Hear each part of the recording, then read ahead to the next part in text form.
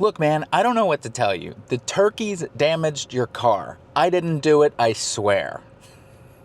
If that's not a crazy enough story for you, I don't know what to tell you. But stick around till the end because I'm going to dive in and tell you step by step what happened with this crazy Turo guest of ours. And I'm testing out a new style. This is kind of like just an unedited vlog, like day in the life as crazy shit just keeps happening to us on Turo. And I thought it would be fun to document it maybe just while I'm on the road heading in for a gig or something like that. So don't forget to subscribe to the channel, hit the notification bell so you know when the next video is coming up. This is a series I'm not sure if we're going to stick with, but if you like it, let me know. Leave a comment down below so that way we know. So this was my day yesterday with Turo. I wake up around 7:30 in the morning to a text message from one of our guests with our 2012 Acura RDX. And they were basically just saying, oh my God, can you help me? My daughter, she needs to go to the emergency room. And, you know, of course, I am very sympathetic to that. You know, I'm a human being. I also have a child myself. And, you know, they were basically just saying, like, the trip was great. Your service was amazing. I just really, really need help with getting the car back to you. And I said, all right, you know what? I can meet you at an emergency room. Just leave the car in the parking lot wherever you end up going. If you're nearby, I'll run over there and I'll just grab it from the parking lot. No problem. And then I get ghosted for the next hour and a half, something like that. But of course, we have the bouncy trackers on our car. Link to that in the description below if you need one for your Turo fleet.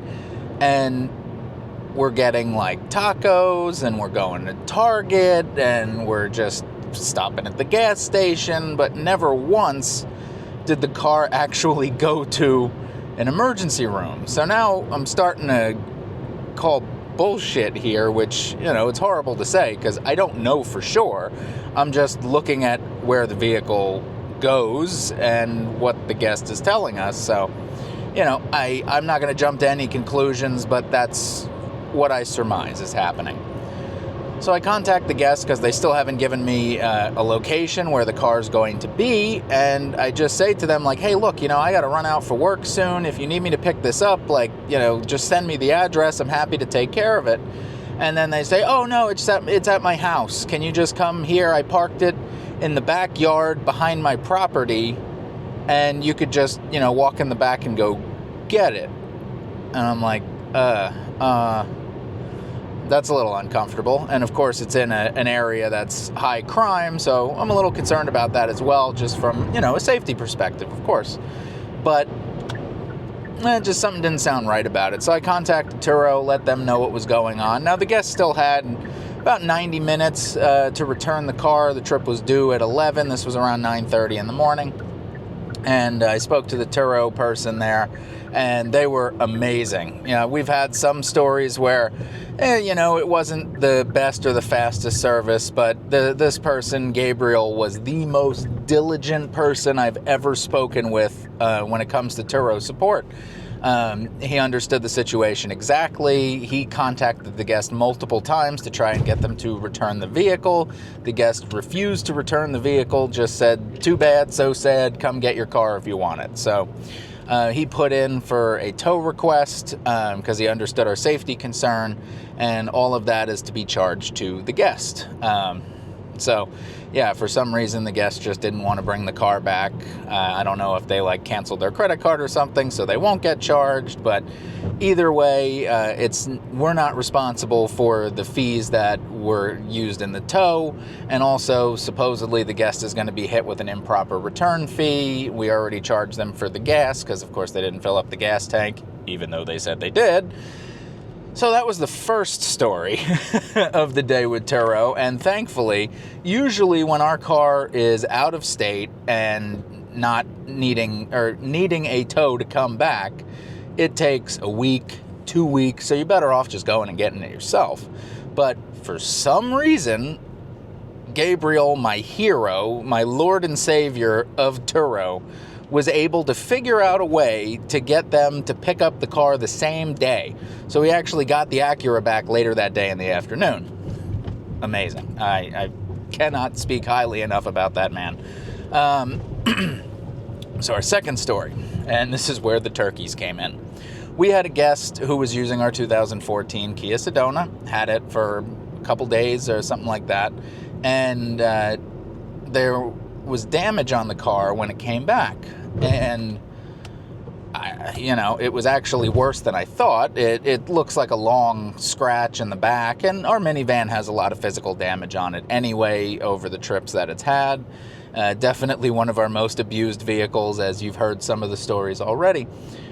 But this one, I just documented it as normal. You document the evidence, you submit it to Turo, and then you figure out how you're going to proceed. For this, to me, it's a couple $100. It's not anything crazy like, hey, it's got some damage. I'm not even going to fix it, but just to make up for the value that's lost on the vehicle when we would go to resell it anyway. We want to be compensated for that. So the guest is just adamantly denying anything that could have happened, taking no accountability for it, refuses to accept responsibility, and just back and forth, he said, she said kind of thing. And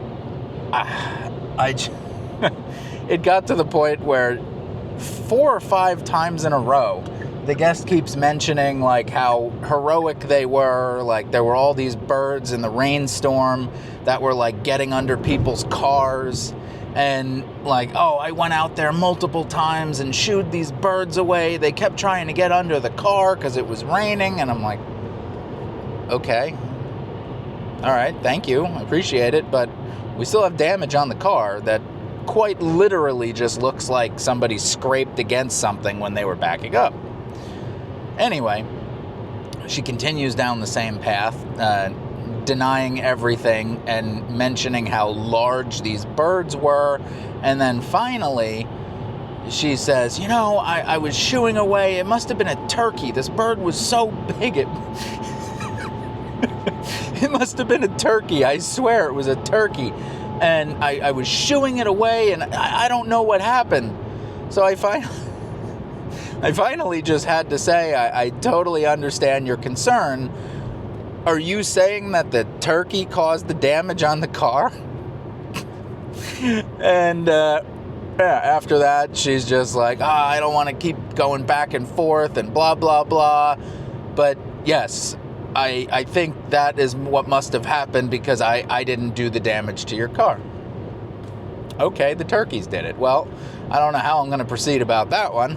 So, basically, I'm just going to take it to the shop. Look, you document all the evidence you can. I took pre- and post-trip photos, submitted them to Turo. I'm going to go get the quote, see if Turo will help me go after the guest for whatever $300-400 it's going to cost in basic repairs. Honestly, it could have gone a lot smoother. I would have been totally fine to work it out with the guest, like, hey, I'll just try to buff it out, give me $200 or whatever. But, the guest wants to go the hard route on this one, so, we may end up making more money off of it. You document your evidence, you send it to Turo, and the powers that be will decide. So that was kind of a crazy day. What do you think? Don't forget to like the video, subscribe, leave a comment. Let me know, what does your average day look like? No alleged murders taking place, no stolen vehicles, kind of. But just a guest that doesn't want to return a car, and somebody who says that the turkeys were the act of God in damaging my minivan. So stay tuned for more. I'll catch you in the next one. And most importantly, let me know what you think about this style video, because I'm really thinking about continuing doing these vlogs. I think it could be fun, and maybe we could enjoy some stories together. Take care, everybody.